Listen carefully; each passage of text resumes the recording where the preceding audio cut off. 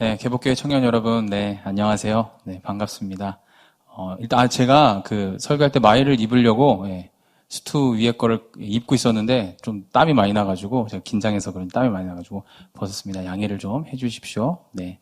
만나서 너무 반갑습니다. 여러분들과 말씀으로 교제하게 돼서 참 감사한데요. 만났으면 더 좋았을 텐데, 이렇게 온라인으로밖에 못 만나게 돼서, 아쉽네요.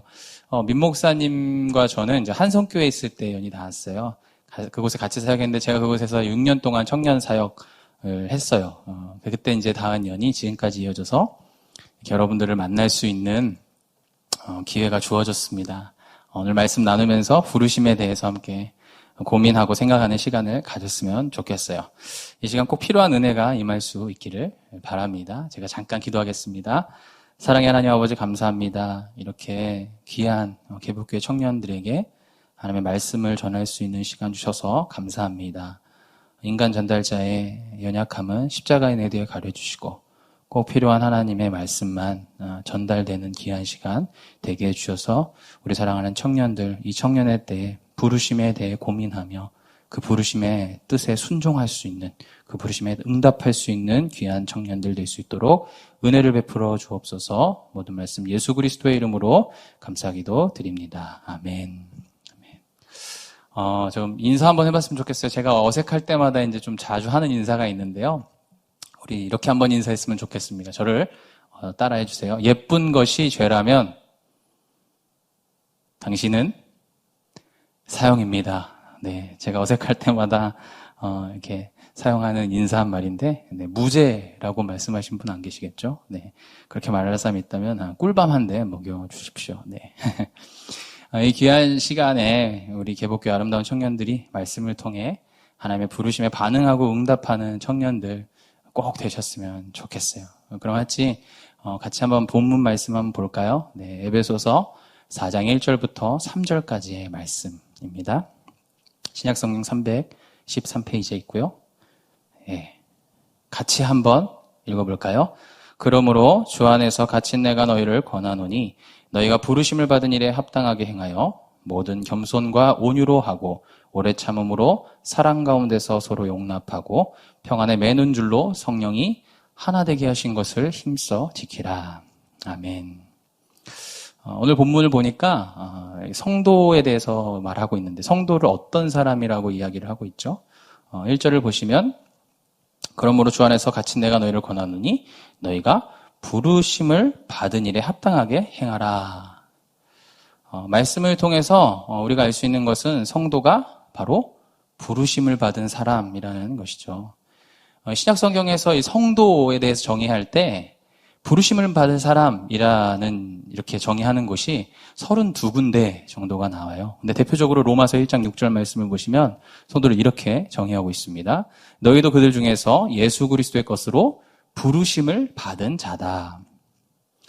그렇죠. 성도는 부르심을 받은 존재죠. 그렇다면 여기서 이제 부르심을 받았다라는 것이 뭘까? 우리가 봤던 1절 말씀에 부르심이라고 할 때 이제 한글 성경은 이제 동명사로 돼 있지 않습니까? 동명사로 표현했지만 원어를 보면 동사예요, 동사. 그런데 이때 이 동사의 태가 수동태입니다, 수동태.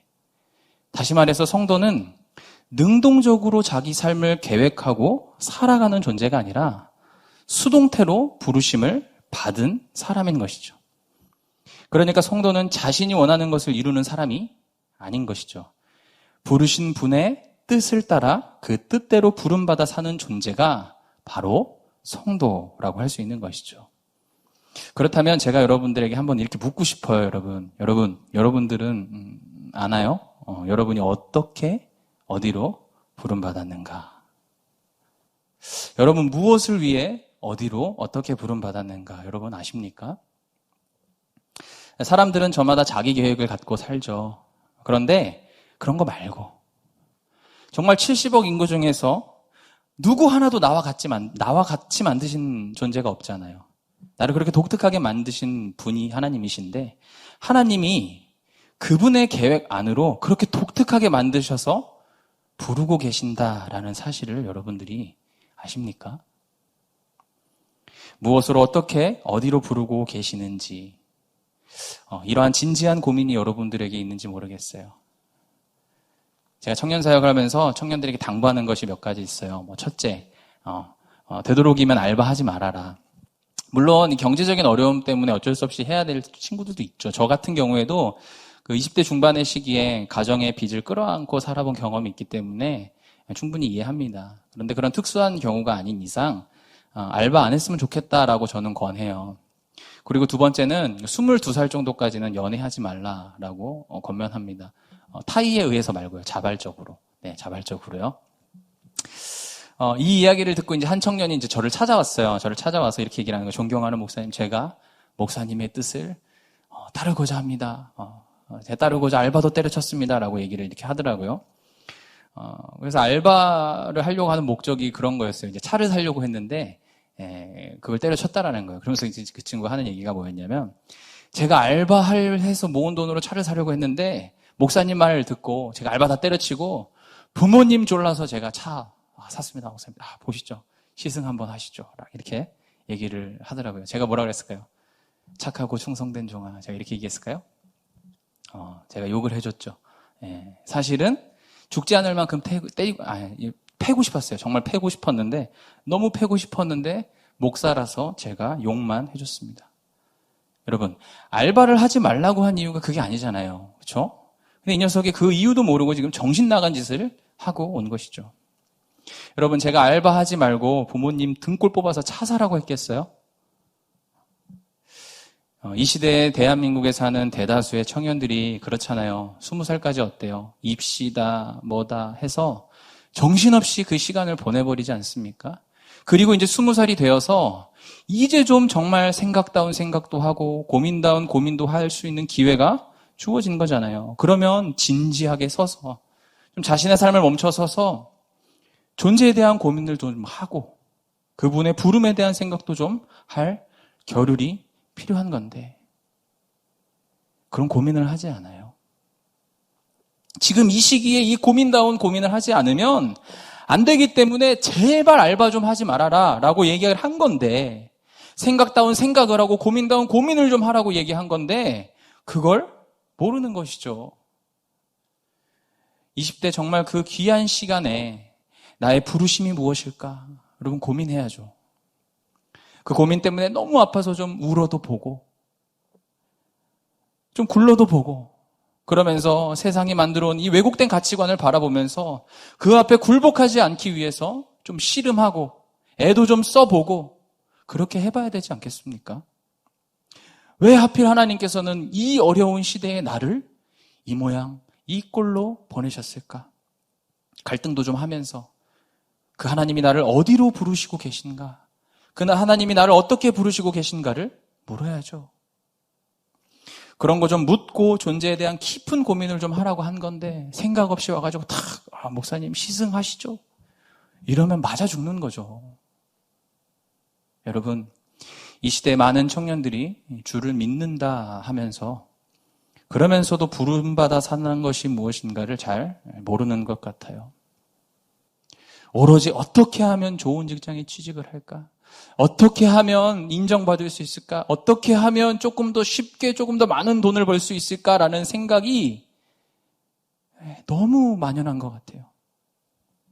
여러분 혹시 이런 고민으로 이 귀중한 시간을 보내고 있지는 않습니까? 혹시 이것이 여러분의 모습은 아닙니까? 사랑하는 우리 개복교회 청년 여러분, 제발 이런 것들에 시간 뺏기지 않기를 바랍니다. 정말 이 중요한 시기에 형편없는 나 자신을 좀 깊이 돌아보고 하나님 앞에 우두커니 서서 좀 갈등다운 갈등도 좀 해보고 그렇게 하다가 그 청춘의 무게에 짓눌려서 몸부림도 좀 치고 이러한 삶이 여러분의 삶이 되기를 부탁드립니다. 어쩌면 지금이 기회잖아요. 여러분 지금 코로나 시기지 않습니까? 이때만큼 이런 생각할 수 있는 기회가 어디 있어요? 모든 것이 같이 정지되어 있는 상황이잖아요. 이 시기에 우리 청년들이 좀 이런 고민을 통해 주님의 음성을 들었으면 좋겠어요. 좀 그러면서 그분의 음성을 들으면 확신이 생기잖아요. 내 안에 확신이. 우리 삶이 왜 힘들어요? 확신이 없으니까 힘든 거 아니에요?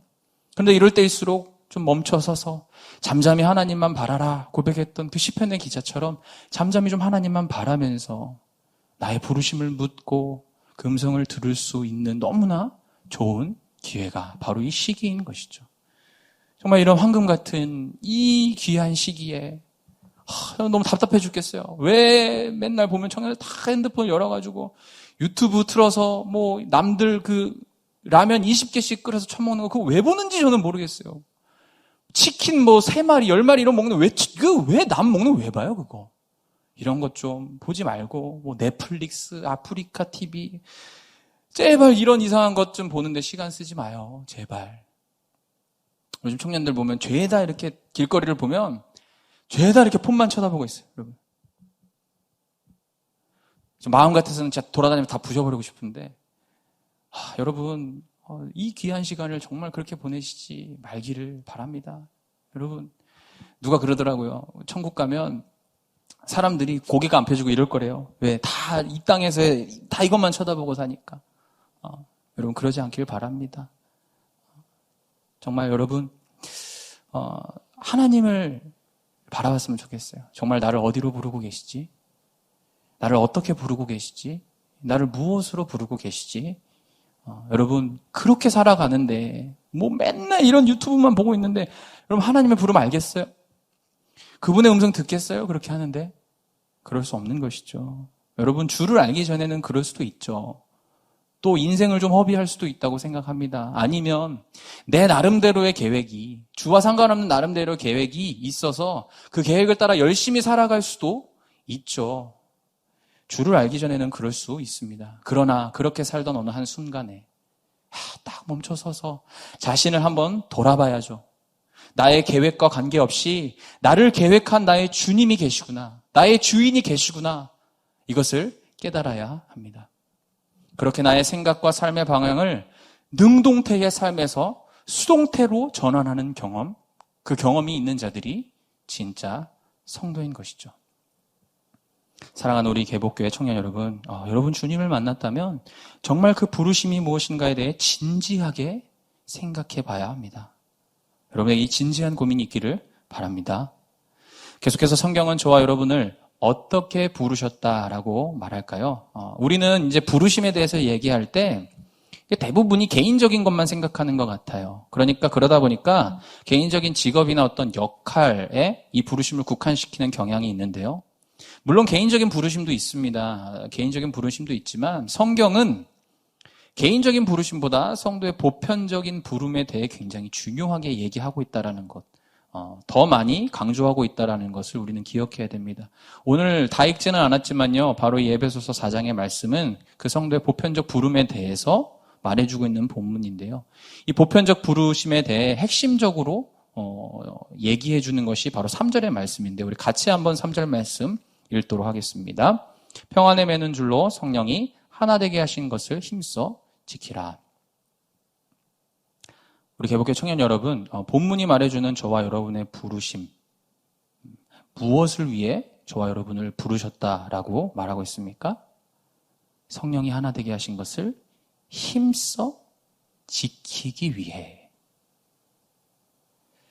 여러분 여기서 주목할 것은 말씀이 저와 여러분에게 하나 되라라고 이야기하지 않는다는 것이죠. 하나 되라가 아니라 하나 되게 하신 것을 힘써 지키라 말하고 있지 않습니까? 여러분 저와 여러분이 하나 되게 하는 것이 아니에요. 성령께서 이미 하나 되게 하셨고 그것을 저와 여러분이 힘써 지켜야 한다는 것입니다.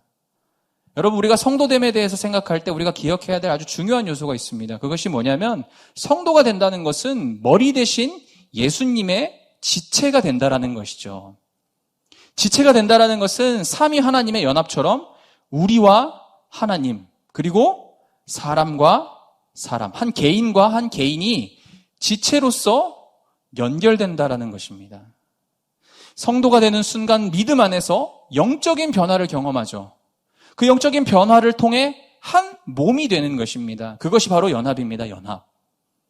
누구든지 부름받고 성도가 되는 순간에 이 신비적 연합은 일어나는 것이죠. 그래서 하나 되라 라고 말씀하신 것이 아니라 성령께서 하나 되게 하신 것을 힘써 지키라고 말씀하고 있는 것입니다.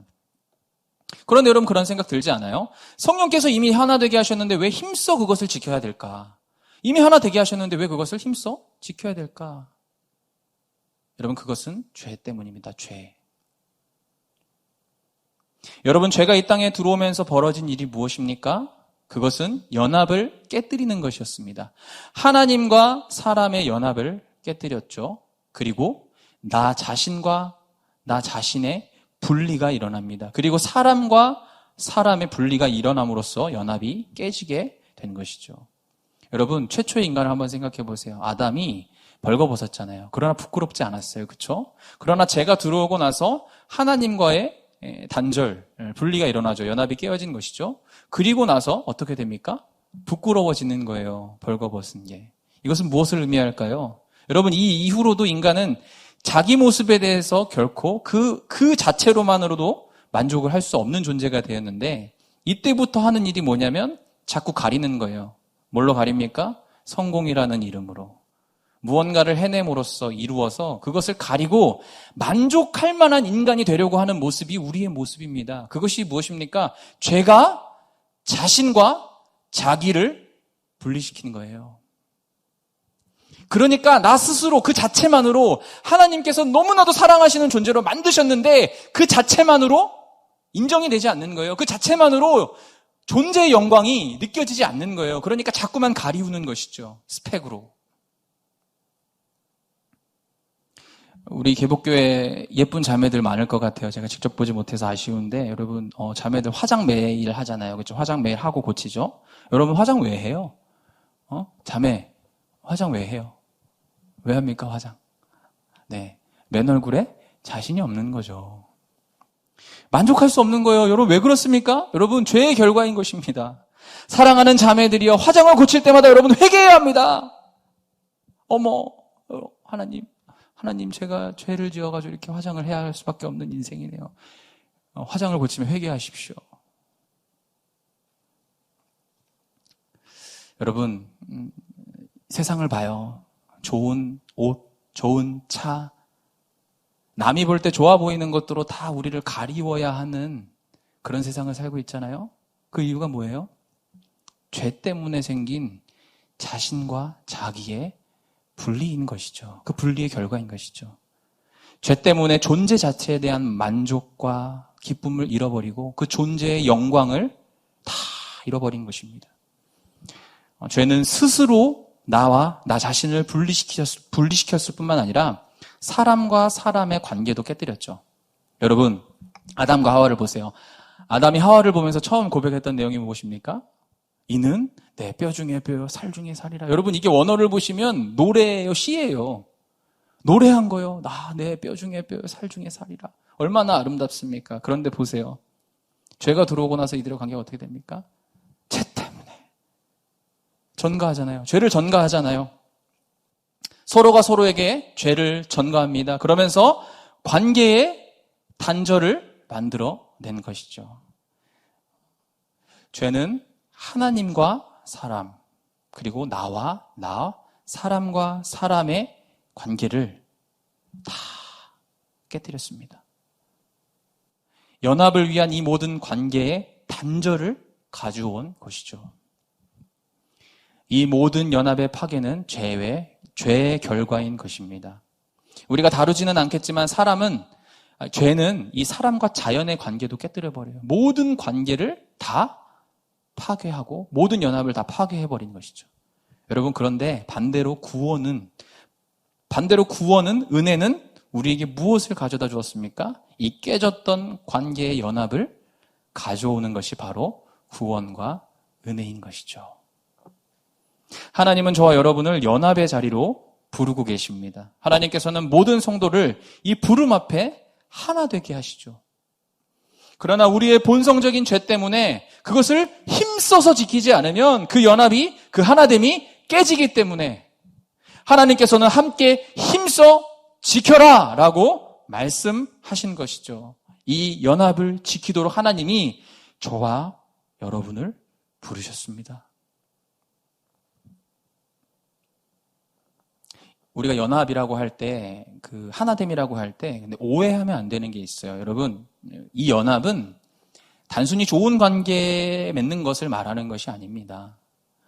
단순히 좋은 관계를 유지하는 것, 이게 성경이 말하는 연합이 아니라는 것이죠. 그렇다면 본문이 말하는 연합은 무엇일까요?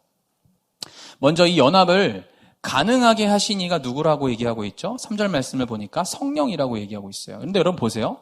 예수님이라고 말할 수도 있고 하나님이라고 말할 수도 있죠. 근데 굳이 성령이라고 얘기했다라는 것은 이유가 있다라는 것입니다. 강조하고 싶은 의미가 있기 때문이죠. 예수의 죽음과 부활로 믿는 모든 자에게 부어진 것이 성령이죠. 성령. 그리고 그 성령께서 연합하게 하신다라고 하는 것은 그 연합과 하나됨의 본질이 육체적이거나 감정적이거나 정서적이거나 문화적이거나 어떤 유형의 하나됨을 의미하는 것이 아니라 이 하나됨은 영적인 것이라는 것을 말해주는 것입니다. 성령께서 하나 되게 하셨다는 것은 영적인 하나됨, 영적인 연합을 말해주는 것이죠. 여러분 물어볼게요. 개복교회 청년부는 어때요? 다 예수님 같고 다 천사 같죠, 그렇죠? 제가 이제 민 목사님한테 듣기로는 50명 넘게 한 70명 정도 모인다고 제가 얘기를 들었는데 어때요? 다 예수님 같고 다 천사 같죠, 그렇죠? 진짜 그래요? 아니죠. 여러분 죄송합니다만 안 봐도 알아요. 안 봐도. 대충 보면 어때요? 대충 보면 좋아 보일 수 있어요. 대충 보면 좋아 보일 수도 있지만 깊숙하게 쑥 들어가서 면밀히 보면 한계가 있죠. 좋아 보였지만 이렇게 가까이 가보면 전혀 예기치 못했던 점들이 보이고 예기치 못했던 사람들이 어디에나 있습니다. 여러분 이제 곧 결혼을 하겠죠, 그렇죠? 결혼을 할 텐데요. 빨리 하는 은혜가 있기를 바랍니다. 물론 어떤 사람들은 평생 주를 위해서 독신으로 살 그 사람들도 있겠죠. 하지만 대부분은 결혼을 할 거예요. 결혼을 할 건데 여러분들은 결혼하는 순간 알게 될 거예요. 한 사람이 사랑하는 것이 이렇게 힘든 거구나. 여러분 그거 알게 될 거예요.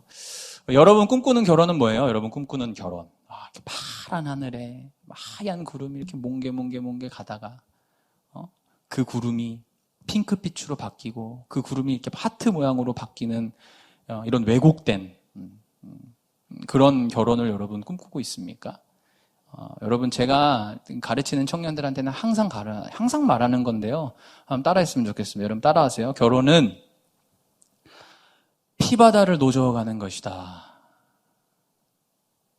여러분 제가 마음에 고민이 되게 많았어요. 왜 고민이 많았냐면 항상 생각했어요. 저 같은 남자를 만나서 평생을 행복하게 살아갈 복된 여인은 누굴까?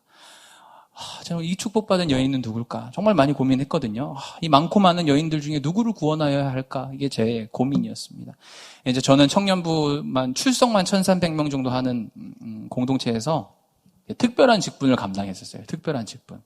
무슨 직분이었냐면 그 오빠. 그럼 들어보셨습니까? 그 오빠. 그 오빠 하면 다 아는 거예요. 그 오빠. 야, 너 그 오빠 알아? 그 오빠. 그 오빠. 교회를 대표하는 그 오빠. 교회 오빠. 아주 특별한 오빠였습니다. 저는 등록한 지 3주 만에 이제 교회 리더가 됐어요. 뭐 젠틀하기 그지 없었죠. 당시에 떠오르는 오빠였는데요. 너무 죄송합니다. 온라인 끄지 않으시기를 바랍니다. 네. 정말 죄송합니다만 교회를 등록하고 리더가 되자마자 여인들이 러브콜이 쏟아졌겠죠. 근데 그걸 이제 보시고 저희 스승님 되신 목사님께서 부르셨어요. 그리고 얘기하셨어요. 요한아, 빨리 불쌍한 중생 하나를 구원하거라. 네. 그때부터 고민이 되는 거죠. 어떤 자매를 구원해야 할까? 그런데 제가 결혼하고 깨달았어요. 한 달 만에. 내가 진짜 교만했구나. 청년들 품는 거 쉬웠거든요. 비교적 쉬웠고, 그 괴물 같은 것들, 진짜 그 괴물 같은 것들이었는데, 그 괴물 같은 것들을 사랑하고, 안아주고, 땡기는 것은 쉬웠는데, 이 김민년 하나 사랑한다라는 게, 김민년은 제 아내입니다. 이 김민년 하나 사랑하는 게 너무 힘든 거죠. 네. 여러분, 수많은 부부들이 왜 실패합니까? 왜 실패해요? 요즘에는 기독교의 이혼율도 다르지 않다고 하는데 여러분 착각하기 때문이죠. 다투지 않는 것이 좋은 부부라고 행복한 부부라고 생각하기 때문이죠. 여러분 그렇지 않아요? 그런 거 없어요. 공동체도 마찬가지입니다. 여러분 좋은 사람만 모여서 문제가 없으면 좋은 공동체라고 생각하십니까? 절대 아닙니다. 그런 공동체가 있지도 않을 뿐더러 그런 공동체는 좋은 공동체가 아닙니다. 제가 단언할 수 있어요. 여러분, 모두가 다 다르지만 주 안에서 연합하는 공동체. 여러분, 그게 좋은 공동체인 것이죠. 그게 성경적인 공동체인 것이죠. 여러분, 성경이 말하는 연합이 뭘까요? 서로가 다르지만, 너무나 다르지만 그 다름 때문에 기꺼이 대가를 지불하고 그 지불할 때 일어나는 영적인 하나됨. 여러분, 그것이 진짜 하나됨이고 진짜 연합인 것이죠. 때로는 너무너무 뾰족해서 안고 싶지 않지만 그것을 안아내는 희생, 무언가 힘을 다해서 내려놓지 않으면 하나 될 수 없기 때문에 그것을 힘써 해내는 것, 그것이 바로 공동체의 연합인 것입니다. 사랑하는 개복교회 청년 여러분, 하나님은 이 연합의 자리로 저와 여러분을 부르고 계신 것이죠. 여러분, 우리가 하나 되게 하신 것을 이렇게 힘써 지키려면 필요한 성품이 있어요. 그것에 대해서 오늘 2절 말씀이 얘기를 하고 있는데요.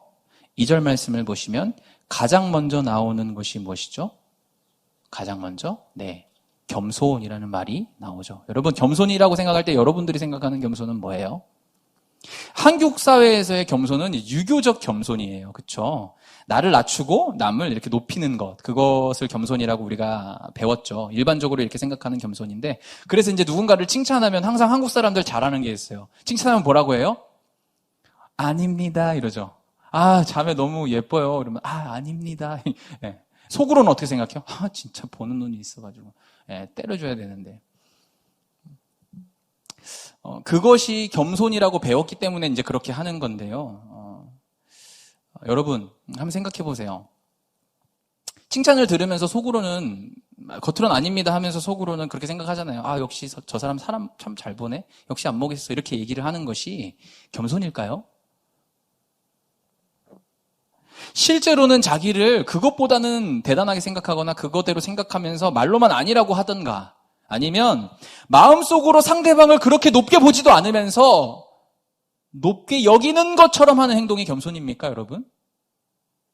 여러분, 그건 거짓말이죠. 그건 겸손한 것이 아니라 겸손을 부리는 것, 겸손을 떠는 것입니다.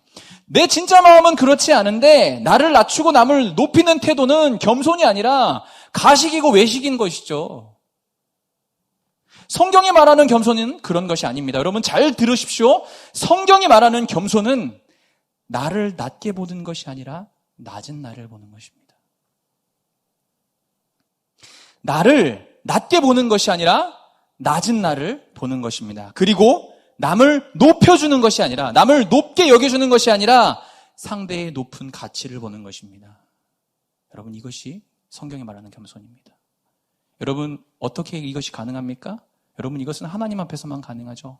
하나님 앞에서 나를 바라볼 때에, 하나님 앞에서 사람을 바라볼 때에만 가능한 것이 바로 이 겸손인 것이죠. 여러분, 생각해 보세요. 하나님 앞에 저와 여러분 어떻습니까? 여러분, 하나님 마음에 하나라도 드는 게 있어요? 여러분, 하나하나를 뜯어보십시오. 여러분, 하나하나 뜯어볼 때에 그것이 여러분들 정말 하나님 마음에 들 수 있는 것이 단 하나라도 있습니까? 없죠. 그런데 내가 예수의 값없는 사랑을 받았잖아요. 구원받았잖아요. 그리고 그분께서, 나를 구원하신 그분께서 나의 어떠한 조건과 나의 죄악을 보시지 않고 우리가 죄인 되었을 때 우리를 위하여 자기를 던지심으로 확증하신 그 사랑을 나만을 위해서 쏟으시는 것이 아니라 내가 마음에 들지 않는 그 사람, 저 사람, 저 김아무개, 저 이아무개, 저 사람을 위해서도 하나님은, 예수 그리스도는 죽으신 것이죠. 여러분, 그 사람도 하나님 사랑하세요. 나도 사랑하시고. 그런데 저와 여러분 어때요? 마음에 들지 않는 사람 하나 품는 게 어렵잖아요. 그렇죠? 쟤만 진짜 없으면, 쟤만 진짜 없으면, 저 꼴 보기 싫어. 이렇게 생각하는 사람 있지 않아요, 여러분? 쟤만 없었어도 더 신앙생활 잘할 수 있었을 텐데. 혹시 여러분들의 마음 가운데 그런 것들이 있지 않습니까?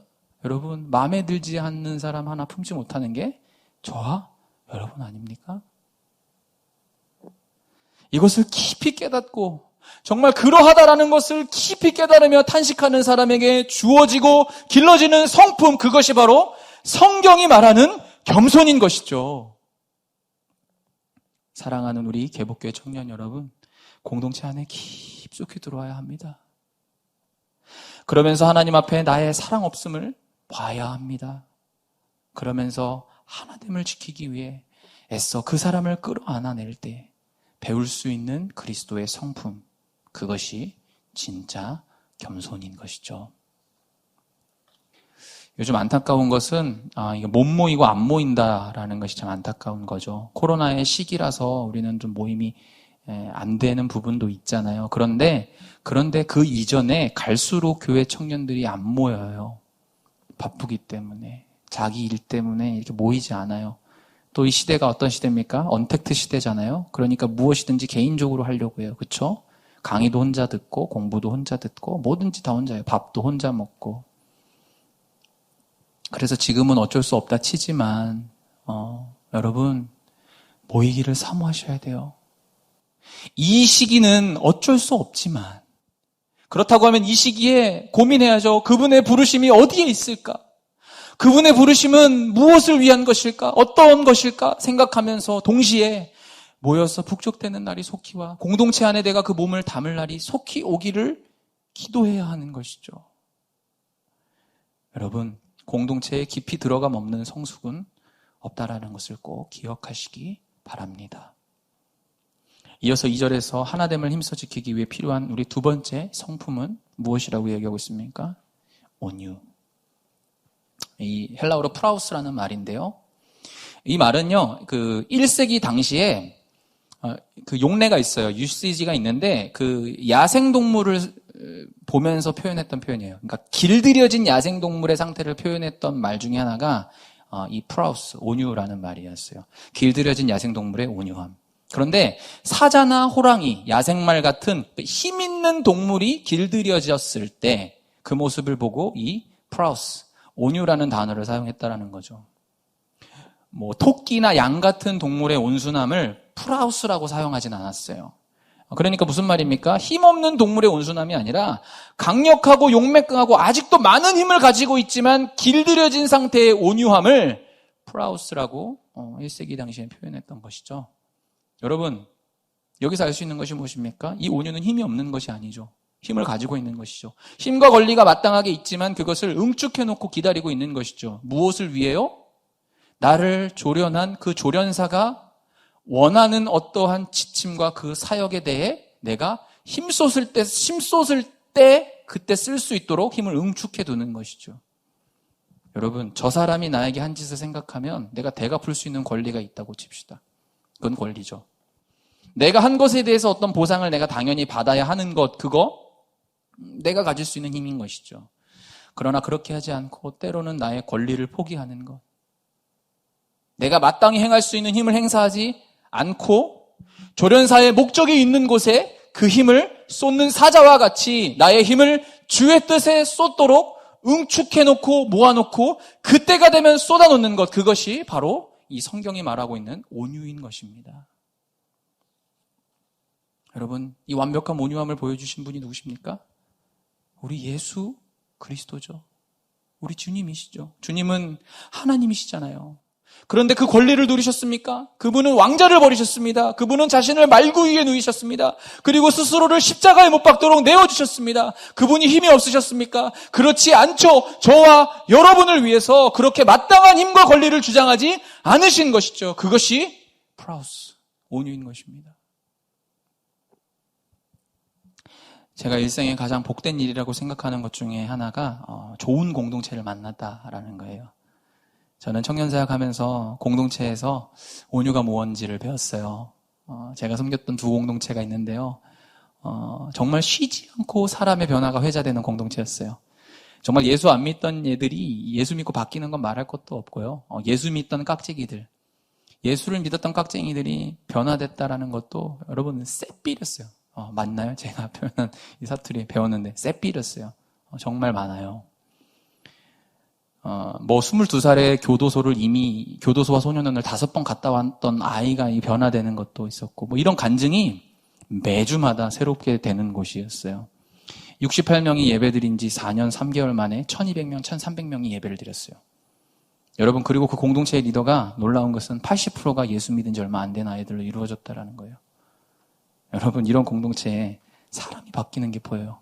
매주 바뀌는 게 보여요. 얘들이 맨날 얘기하는 게 뭔지 알아요? 야, 누구 봤니? 야, 걔 봤어? 야, 걔가 이런 일을 했대? 와, 어떻게 그럴 수 있지? 이런 변화의 간증들이 매주마다 일어나는 공동체에서 제가 7년을 몸담았어요. 여러분, 이 공동체에 어떻게 그런 일들이 일어났을까요? 여러분, 리더들이 온유했어요. 리더들이 힘을 가졌지만 그 힘을 자기를 위해서 쓰지 않았어요. 자기의 정당성을 위해서 쓰지 않았어요. 자기가 마땅히 누려야 될 권리임에도 불구하고 그것을 위해 쓰지 않았어요. 정말 힘을 다해 하나님을 위해서, 영혼들을 위해서, 마땅히 누려야 할 권리가 있었지만 자신들보다 자신들이 맡은 그 영혼들을 위해서 다 포기했어요. 대구에서 올라왔던 한 여자애가 있었는데요. 난치병이 있었어요. 근데 이제 상황이 좀 안 좋아져서 이제 가서 그 집에서 이제 치료를 받아야 된다는 거예요. 걔 22살이었거든요. 안 받겠다는 거예요. 제가 걔 붙들고 가야 된다. 그때 걔가 22살짜리가 저한테 뭐라고 했는지 아세요? 그럼 내 새끼들은요? 가장 늦게까지 저 본당 앞에서 나와서 주여 부르짖으면서 내 새끼를 살려달라고 울부짖던 그 아이의 고백. 지금은 너무나도 서울에 살고 있는데요. 지금 너무나도 잘 살고 있고 하나님께서 붙들어 주셔서 지금까지도 잘 하나님의 일들을 감당하고 있는 아이인데요. 여러분, 그뿐만이 아닙니다. 정말 가난하고 어렵게 살아왔던 그 한 친구가 저한테 50만 원을 들고 왔어요. 뭐야? 라고 얘기하니까 한 달을 채우지 못하고 이제 어렵게 몇 년 만에 취직이 됐는데 그 첫 월급을 갖고 왔다라는 거예요. 근데 그 친구가 저한테 이렇게 얘기했어요. 그 친구 회장이었는데 이거 누구 주세요라고 얘기를 하는 거예요. 왜? 라고 얘기하니까 목사님, 제가 못 먹어봤고 굶어봤고 어려워봐서 아는데 걔 지금 너무 힘들 거예요. 저는 다음 달에 월급 받으면 생활할 수는 있어요. 근데 걔는 이거 없으면 너무 힘들 거예요. 저 모르게 제가 했단 말 하지 말고 주세요. 그 친구는 그때 누가 줬는지도 모르고 그러한 은혜를 누렸어요. 그뿐만이 아닙니다. 여러분, 제가 밤이 새도록 간증할 수 있는 것들이 너무 많아요. 통일교 목사의 딸이 교회를 다녔는데요. 그 친구가 아버지가 자신이 얼굴도 보지 못하는 사람과 결혼을 시키려고 하는 것을 알고 몇 년을 돈을 모았어요. 몇백만 원을 모았는데 너무 감사하게 전도 집회 때 그 아버지가 오시는 기적들이 일어나고 이제 이 청년이 그렇게 하지 않아도 되는 상황이 된 거예요. 그 돈을 가지고 온 거예요. 정말 제가 이거 공부하고 싶은데 쓸까 하다가 우리 교회에 어린 동생들 중에 돈 없는 동생들이 있으면 꼭 이거 사용할 수 있도록 그렇게 해주세요.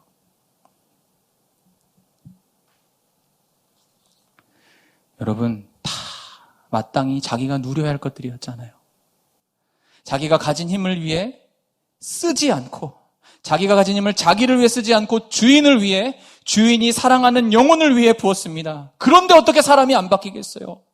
어떻게 하나가 안 되겠어요? 어떻게 가족같이 사랑하지 않을 수가 있겠어요? 사랑하는 개복교회 청년 여러분, 이런 청년부 되시기를 바랍니다. 여러분, 하나됨을 힘써 지키기 위해 필요한 또 한 가지가 있습니다. 무엇일까요? 그 다음에 나오는 건데요. 바로 용납이죠. 용납은 내가 원하는 모양대로 바꿔서 끌어안는 것이 아닙니다. 그렇게 수긍하는 것이 아닙니다.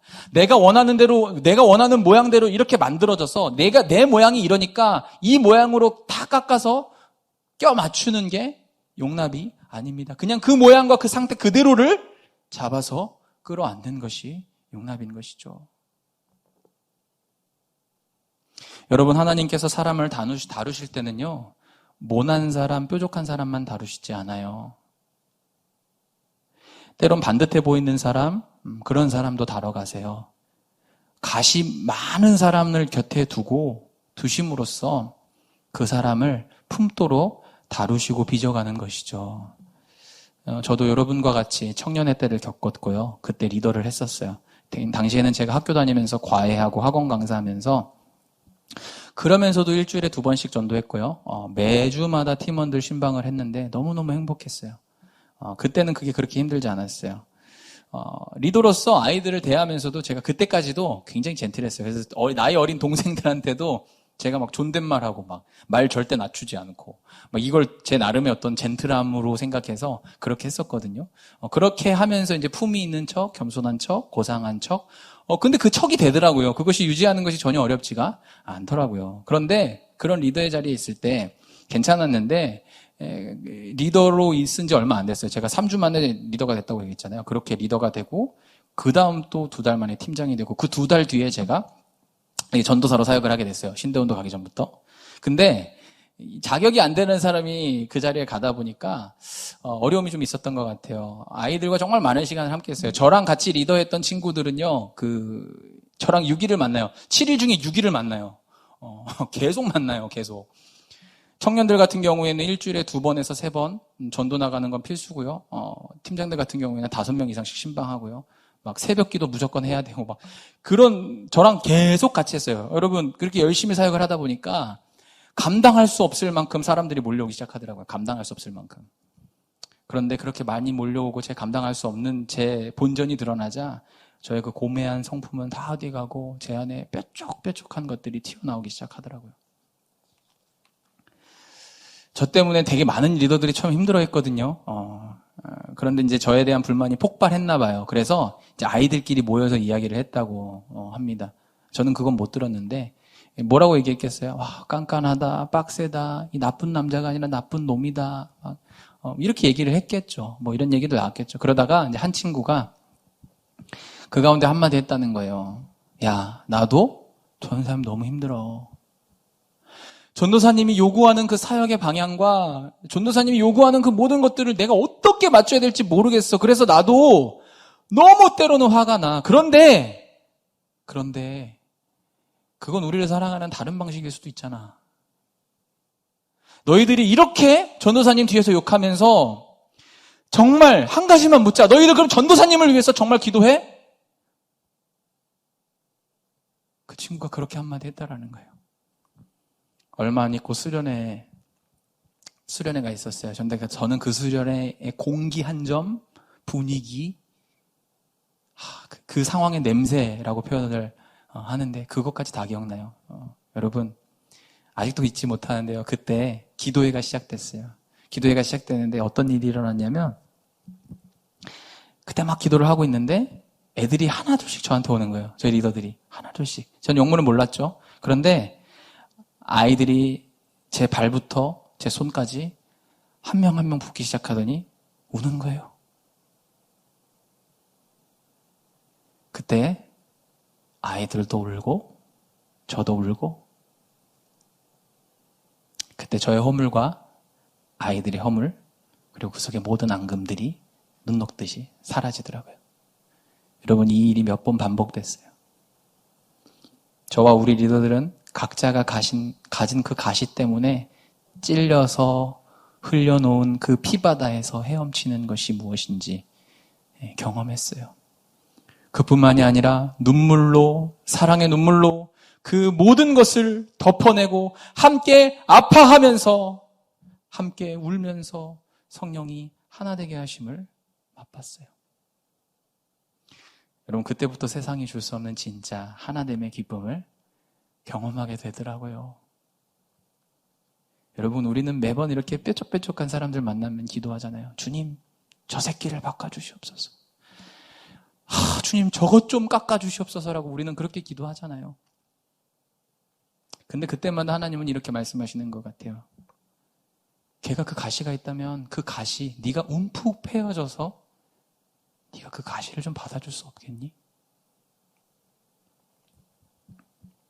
여러분 하나님은요 가시 많은 사람 그거 다 내가 잘라내기를 원하시는 게 아니라요 때로는 반듯해 보이는 내가 움푹 파여서 그 가시를 받아내 주기를 바라시는 것이 하나님이 우리에게 원하시는 것입니다. 여러분 우리 주님이 어떠셨어요? 여러분과 제 가지를 사정없이 자르셨어요? 아니잖아요. 우리 예수님 저와 여러분의 가시 하나도 자르시지 않았잖아요. 그리고 그 가시를 그대로, 그 있는 그대로 끌어 안으시고 피 흘리셨잖아요. 우리를 위해 인내하셨잖아요. 우리를 위해서 움푹 파이셔서 그것을 안아내셨잖아요. 그 피 흘림이 있었기에, 우리가 그 사랑을 경험했기에 우리도 그 사랑을 실천할 수 있는 것이죠. 우리가 하는 것이 아니라 우리를 그렇게 사랑하신 예수 그리스도의 사랑으로 우리가 행할 수 있는 것이죠. 그렇게 부르심을 받았기 때문이죠. 여러분 알아요. 여러분 주변에도 함께하기 싫은 사람 있죠. 꼭 있어요. 꼭 있는데 여러분 기억하십시오. 그 사람은 제가 이번에도 느끼는 건데요. 평생에 가장 귀하고 가치 있는 보물입니다. 하나님이 우리에게 주신 선물입니다. 저와 여러분의 내면과 성품을 다루기 위해서 특별하게 준비하신 선물입니다. 요즘 사람들 보면 뭘 제일 힘들어할까요? 여러분 관계 힘들어하죠. 그렇죠? 연인과의 관계도 그렇지만 친구들과의 관계, 직장에서의 관계 이런 것들 되게 힘들어내는데 특별히 결혼할 때 결혼하게 되면 여러분 경험할 거예요. 진짜 경험할 거예요. 피바다를 왜 노져 가는 것이다라고 얘기하는지 여러분 경험할 거예요. 여러분 결혼하면 잘 못 살아요. 성도들도 세상 사람들과 똑같이 잘 못 살아요. 요즘 왜 그렇습니까? 이 연합할 이 사랑을 좀 배워야 하는데 이거 못 배우고 배를 타는 거예요. 그렇죠? 노젓는 법도 모르고 방향도 모르는데 피바다를 어떻게 건너가요? 여러분 공동체 안에 깊이 들어가야 합니다. 그곳에서 여러분들을 다뤄내고 하나됨이 무엇인지 그 속에서 사랑으로 연합하는 것이 무엇인지를 배워야 합니다. 여러분 이거 안 배우면 안 돼요. 여러분들이 공동체 안으로 깊숙이 들어가서 이것을 배워내지 않으면 여러분 내면이 절대로 다뤄지지 않습니다. 여러분 외모는 여러분 어떤 스펙으로 쌓았을지 모르겠지만 여러분 내면은 절대 그런 방식으로 다뤄지지 않습니다. 학원 가서 다뤄주지 않아요. 자격증 따서 여러분들의 내면이 다뤄지지 않아요. 공동체에 쑥 들어가서 그곳에서 진짜 겸손과 온유와 용납을 배워가며 나의 깊은 내면이 다뤄지지 않으면요. 진짜 영적인 하나됨이 주는 맛을 그 어디에서도 경험할 수가 없습니다. 심지어 가정에서도요. 많은 사람들이 그저 형식적인 관계 안에 머물러서 나이스한 것만 보고 싶어요. 젠틀한 것만 보고 싶어요. 그러다 보니까 마음 맞는 사람들끼리만 만나는 거예요. 나의 마음이 맞아. 여러분 그러면 뭐하러 교회 와요? 로타리 클럽 가죠. 동호회 가면 되잖아요. 그러니까 오늘날의 이 땅의 교회 공동체 수준이 동호회를 못 벗어나는 거예요. 여러분 마음에 맞는 사람끼리 그런 관계에만 익숙하고 그런 관계에만 머무는 것 이것이 오늘날의 아니 모든 사람의 경향입니다. 경향. 모든 사람의 경향성인데 여러분 그 결과가 어떻습니까? 감성적이고 정서적인 공감은 이뤄낼 수 있을지 모르겠지만 결국 진짜 영적인 하나됨을 경험하기 힘든 것이죠. 하나 되게 하신 것을 힘써 지킴으로 영적인 하나됨을 경험하지 못한다면 이 땅의 삶이 얼마나 비참할지 여러분 상상이 되십니까? 가정도 직장도 친구들과의 관계도 이 하나됨 없이는 피상적인 하나됨만 일어날 뿐입니다. 결혼해도 그 아내, 그 남편을 위해 여러분 희생할 수가 없어요. 이거 훈련하지 않았는데 어떻게 그렇게 할 거예요? 그러니까 이혼하잖아요. 너무 쉽게. 전혀 세상과 다르지 않게. 사랑하는 청년들 절대 안 됩니다. 절대로 여러분들을 그렇게 내버려 둘 수 없습니다. 공동체를 통해서 여러분들이 겸손과 온유와 용납을 배워야 합니다. 성령이 하나 되게 하신 것을 힘써 지키는 것만이 저와 여러분을 성도다운 삶으로 인도해 줄 것입니다. 사랑하는 우리 개복교회 청년 여러분, 이것이 저와 여러분을 향한 하나님의 부르심입니다. 사실 이 본문의 설교는요, 제가 한 6번 정도로 나눠서 1절부터 쭉 이렇게 하려고 이제 예전에 했었던 그런 설교인데요. 짧은 시간이지만 이 말씀을 통해서 여러분 정말 이 부르심에 응답할 수 있는 여러분 되셨으면 좋겠어요. 이 부르심 앞에 바르게 반응하며 아름다운 공동체를 만들어가는 여러분 되기를 주의 이름으로 부탁드립니다. 감사합니다.